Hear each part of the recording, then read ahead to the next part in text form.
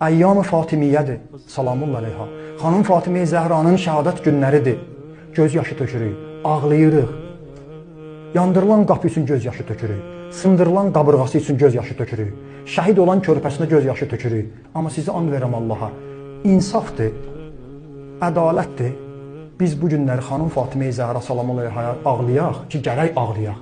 Amma xanım Fatimə Zəhranın hicabını geyinib həbsə düşən, zindana düşən qadınları yada salmayaq.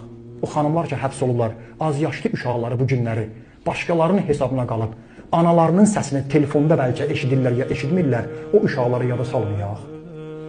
Əgər Fatimə Zəhra salamullah əleyha olsaydı ki, Əsma deyir, ömrünün son anlarında durdu, qüsul verdi, paltarını geyindirdi və dua elədi. Onları unutmadı. Biz onları unutsayıq, xanım Fatimə Zəhra salamullah əleyhanın üzünə necə baxa bilərik? Həbs edənləri bildi. Həbs edənlər bu işi görməklə, Allahın əmrini pozmaqla Azərbaycan qadınının hörmətini saxlamadılar.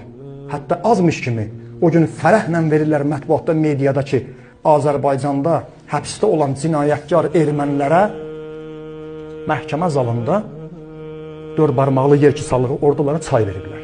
O erməni kimdir? O erməni həmin özümüz deyir ki, xalqımızı öldürən, cinayət daşıyan bir insanlardır. Onlara çay verirlər. Amma xanım Fatimə Zəhra salamullah əleyhanın hicabını geyinənləri həbsə atırlar. Neçəsi də aclıq eləyib. Yəni doğrudan da mən bugün şəxsən öz narahatsızlığımı buradan bildirirəm, möminlər, qardaşlarım. Mən də siz kimi Əyyam-ı Fatimə günlərini yaşayıram. Salamullah əleyha. Deməsəm xanım Fatimə Zəhranın üzünə baxa bilmərəm.